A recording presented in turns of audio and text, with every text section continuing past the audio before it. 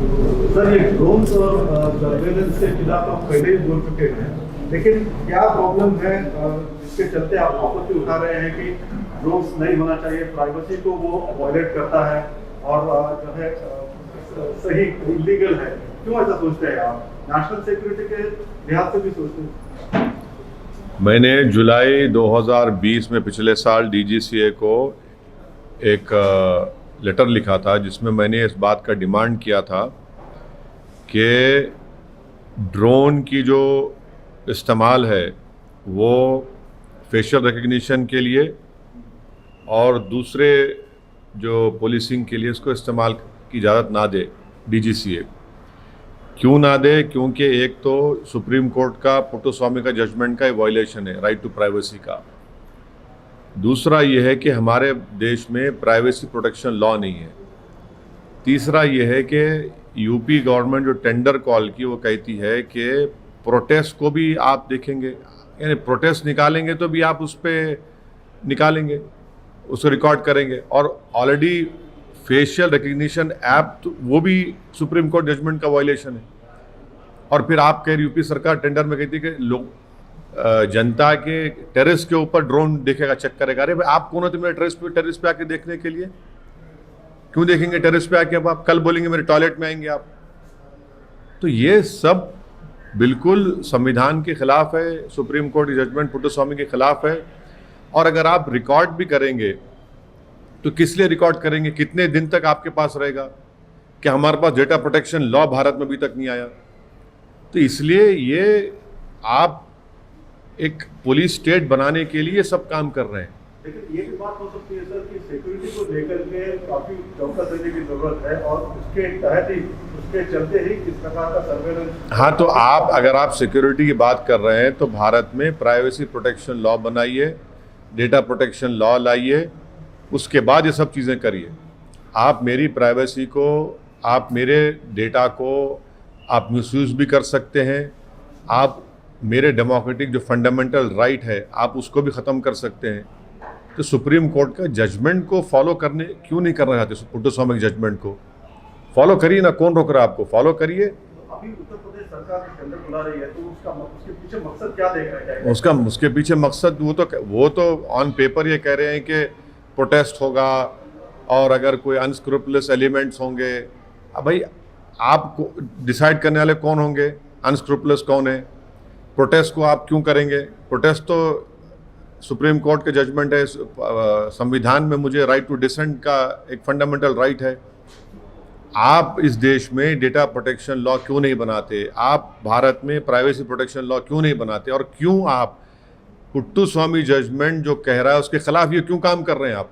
Protest में देखें ना सर, 26 जनवरी को सीधा ऊपर चढ़ जाते हैं, फ्लैग को नीचे लाया जाता है और जिस प्रकार से वहाँ पे कहाँ दिल्ली में हुआ था। क्या हुआ? हाँ, प्रोटेस्ट 6 दिसंबर को भी हुआ था। प्रोटेस्ट 6 दिसंबर को भी हुआ था ना, बाबरी मस्जिद शहीद कर दिए थे और एक को भी सजा नहीं हुई। प्रोटेस्ट ही हुआ था ना, वो भी नहीं था प्रोटेस्ट तो आपकी नज़र में? सर, एमआईएम को आरोप लगता रहता है एमआईएम एक कम्युनल पार्टी है। अब आपके बिहार के सदर जाके जातिगत गणना की वकालत की है, क्या आप जातिवादी पार्टी भी बनने जा रहे हैं? ये आपके ऊपर आपको पूरी छूट है, इजाज़त है। आप जो चाहे पुकारिए हमको। आप पुकारेंगे तो हमारे लिए बाइज़ इज़्ज़त, बाइज़ फ़ख्र और बाइज़ खुशी की बात होगी। मैं आपको रोक नहीं सकता, आप जो बात करना चाह रहे करिए। मगर हकीकत ये है इस देश में कि जो 50% हैं उनको 27% क्यों आरक्षण मिल रहा है? जो 20% है उनको 50% क्यों मिल रहा है? ये कब हुआ था कास्ट का सेंसस? भारत की आज़ादी के बाद तो नहीं हुआ ना। आप तो पुराना इस्तेमाल कर रहे। तो अब करने की ज़रूरत है और ज़रूरी है कि जो हर तरह से पिछड़े हैं उनका करना चाहिए। और बुरी बात क्या है? 20% आप उसमें शामिल हैं, प्रसाद साहब, उसमें आप शामिल हैं, उसमें आप लोग शामिल हैं। आप लोग हमेशा कैमरे के पीछे रहते और पूरा आप पिक्चर कंट्रोल आप ही करते। तो हम ये बोल रहे हैं कि भाई पूरी पिक्चर आनी चाहिए। आप लोग पिक्चर कंट्रोल कर लेते हैं ना, तो हम भी बोलेंगे पूरा पिक्चर। सुप्रीम कोर्ट का जजमेंट भी है 50% जो है unreserved रहना वो चाहिए। अलग बात है, हाँ। वो अलग बात है। हम ये कह रहे हैं कि कास्ट सेंसस होना चाहिए, हाँ। ये हर पॉलिटिकल पार्टी कह रही है। तो उसके और बाद- सुनिए सुनिए, और मोदी जी अपने आप को ओबीसी लीडर कहते हैं, तो उनको हम पार्लियामेंट में भी मैंने कहा था कि मोदी जी जब प्यार किया तो डरना क्या। आप जो है 50% का ये जो सुप्रीम कोर्ट का है, आपको पार्लियामेंट को पावर है संविधान से, आप लॉ बनाइए और तोड़ जाइए 50% को। डरते क्यों हैं? आखिरी बात, ओबीसी का सब कैटेगराइजेशन होना जरूरी है। जो रोहिणी कमीशन बनाया गया है, मोदी जी उसकी रिपोर्ट भी जनता को नहीं देते। सब कैटेगराइजेशन जरूरी है। अगर कास्ट सेंसस होना चाहिए तो फिर आप सीएए के लिए अगेंस्ट में क्यों खड़े हो सकते? कास्ट सेंसस के से सीए से क्या ताल्लुक मैडम? कास्ट तो रियलिटी है, और वो कास्ट का अपलिफ्टमेंट, कास्ट का एम्पावरमेंट, और कास्ट जो कास्ट है उनका कितना नंबर है वो तो मालूम होना चाहिए ना। अगर देश में मालूम नहीं होगा तो पॉलिसी कैसे बनाएंगे? अगर मैं बीमार हूँ तो मर्ज का तो मालूम होना पड़ेगा, तभी तो दवा लगेगी। तो वही हम कह रहे हैं कि आप कास्ट सेंसस कराइए, और कराने के बाद आपको हाल हकीकत मालूम हो जाएगा, कौन पिछड़ा है, कौन आगे है, कौन कितना दूर है, कौन कहाँ बैठा है। ये डरते क्यों है बीजेपी सरकार कास्ट सेंसस कराने के लिए? ओके, सर अफगानिस्तान को लेकर आपने पहले भी कहा था कि तालिबान से बात करनी चाहिए, लेकिन हकीकत ये है कि भारत के लिए तालिबान बहुत ही जो है एक खराब बात है या फिर डेंजरस थिंग है, तो उनसे बात क्यों की जाए? और मौजूदा हालात में जिस प्रकार से अभी ऑन पार्टी मीटिंग भी बुलाई गई है, अब मुझे अभी तक मोदी सरकार की तरफ से ऑल पार्टी मीटिंग का इनविटेशन अभी तक नहीं मिला है। मुझे नहीं मालूम कि वो भिजाएंगे नहीं भिजाएंगे, क्योंकि जब चाइना की ऊपर, जब चाइना हमारे भारत की टेरिटरी में जब घुस गया था, और आज भी घुस के बैठा हुआ है, जब प्रधानमंत्री ने ऑल पार्टी मीटिंग बुलाई ऑनलाइन, तो प्रधानमंत्री ने ऑनलाइन में भी हमको दावत नहीं दी, बुलाया नहीं। अब ये नहीं मालूम कि इस ऑल पार्टी मीटिंग में जो फॉरेन मिनिस्टर ब्रीफ करेंगे अफ़गानिस्तान के ऊपर, उसमें हमको बुलाएंगे नहीं बुलाएंगे। मगर हम तो आपके ज़रिए से प्रधानमंत्री से ये बोलना चाहेंगे कि हमको भी बुलाइए, हमको भी बुलाइए। चाय की ज़रूरत नहीं है, मगर हम सुनना चाह रहे हैं कि भारत सरकार की क्या पॉलिसी अफ़गानिस्तान के ऊपर। क्योंकि मैंने पार्लियामेंट में 4 मरतबा पिछले 7.5-8 साल में इस मसले को बार बार उठाया है, और वो ऑन रिकॉर्ड पर है। हम ये पूछना चाह रहे हैं कि भाई आपकी पॉलिसी क्या है अफ़गानिस्तान के ऊपर।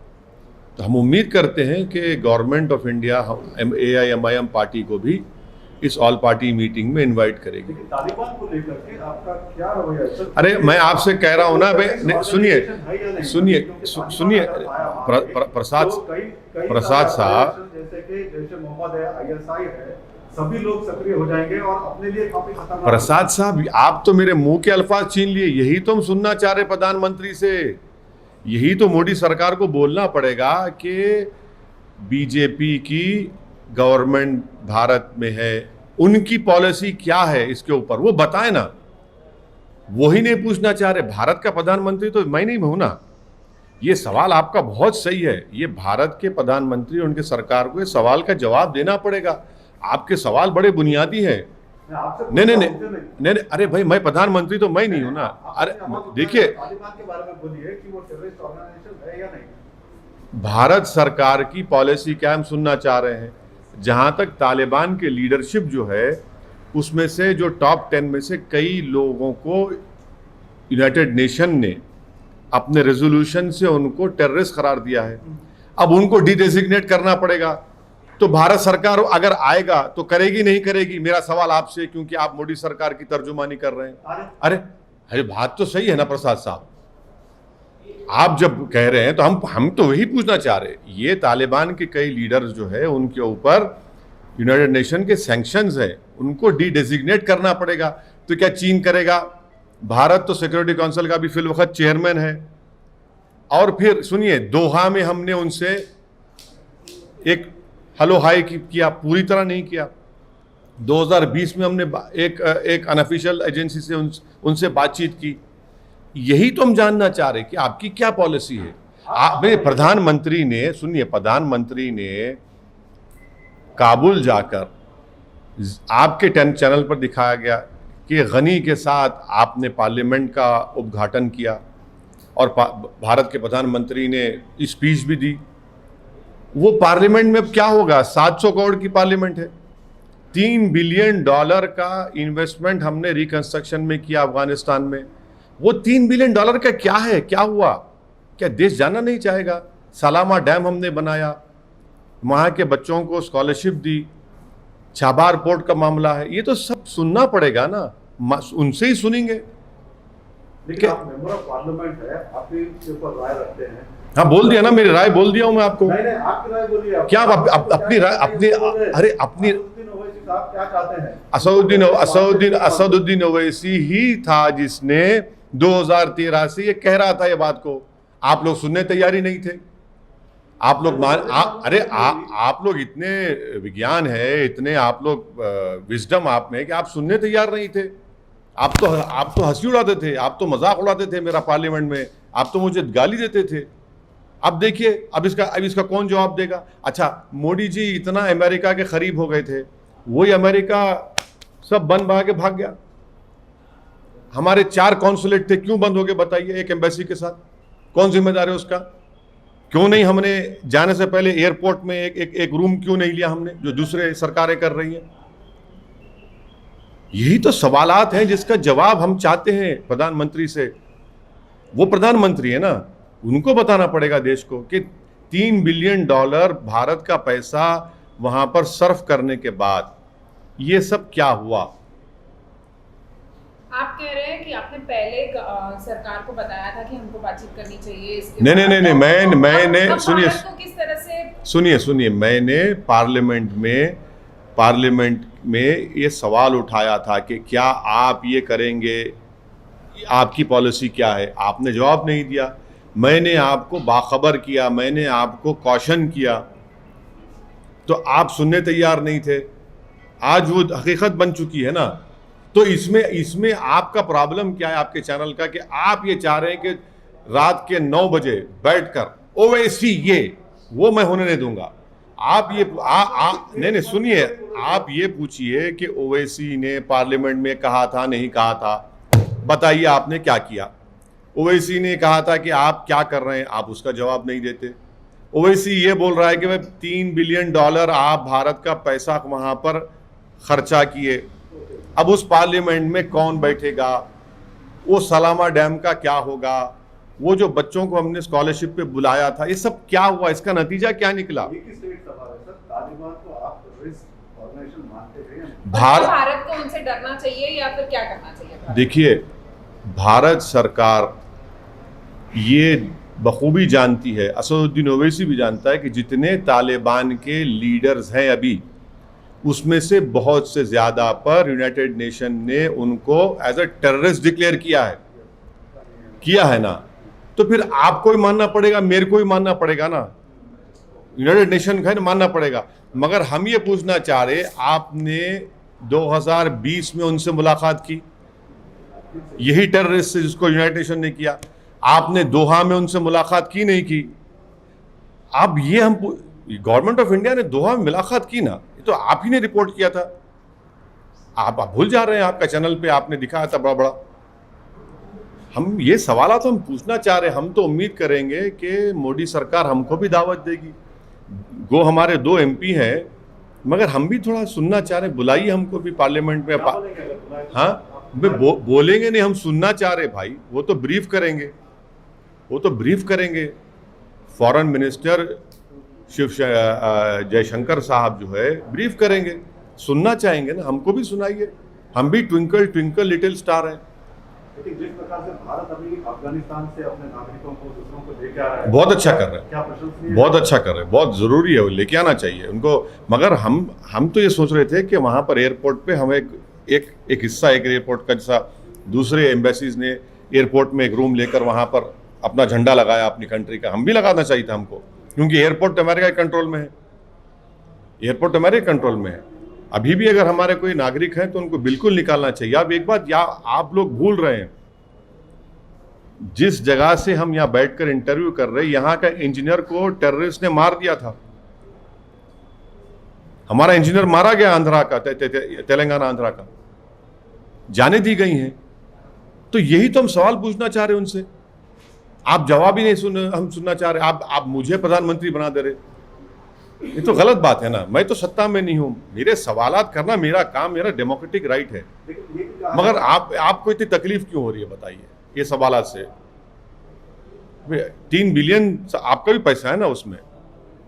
जिस तरह से हालात है ये मैडम को सर, जिस तरह से अफगानिस्तान में इस वक्त हालात है, लोग मारे जा रहे हैं, तो उस पे अब क्या भारत को उनसे डरना चाहिए या क्या स्टैंड लेना? भारत किसी से नहीं डरता, ना डरना चाहिए। क्यों डरना चाहिए?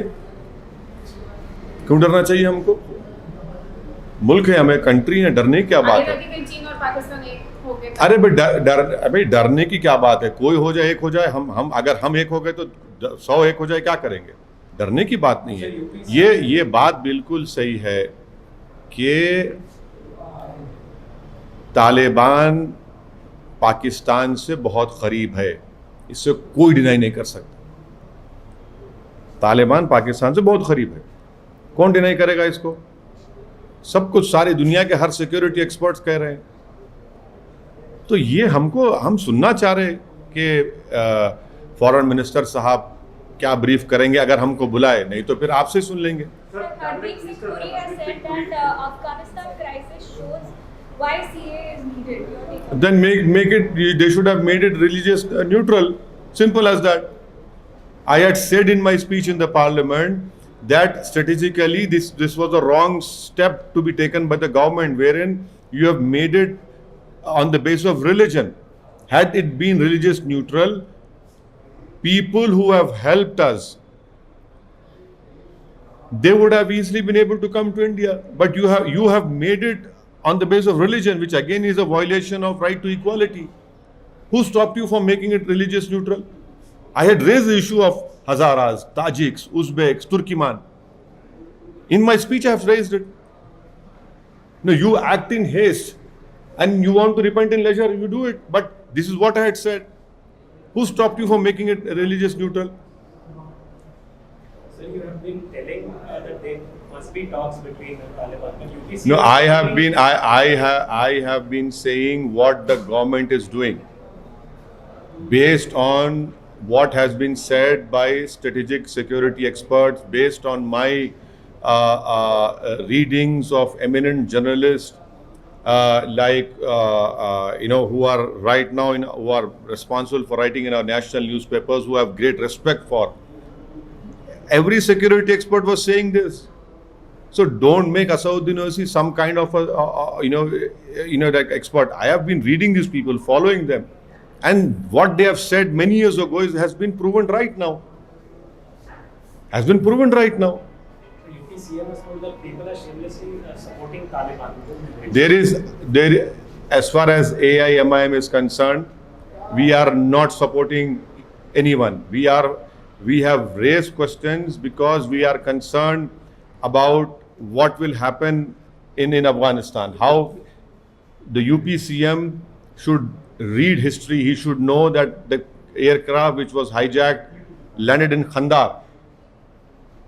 And in Khandar, when the aircraft landed, we had no one to communicate over there.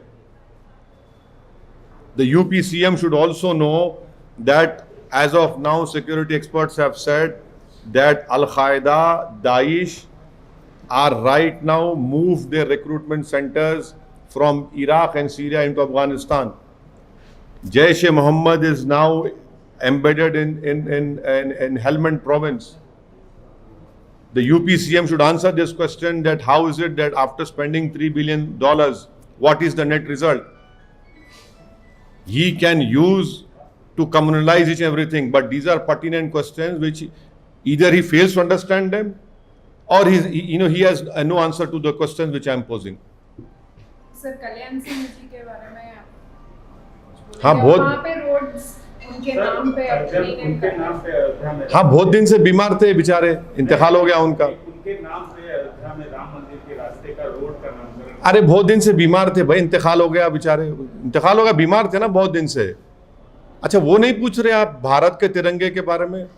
नहीं पूछेंगे? आपको भारत के तिरंगे से मोहब्बत नहीं है? आप टीवी वालों को, चैनल वालों को, कहाँ गया राष्ट्रवाद आप लोगों का? तिरंगा के बारे में फिक्र नहीं है आपको?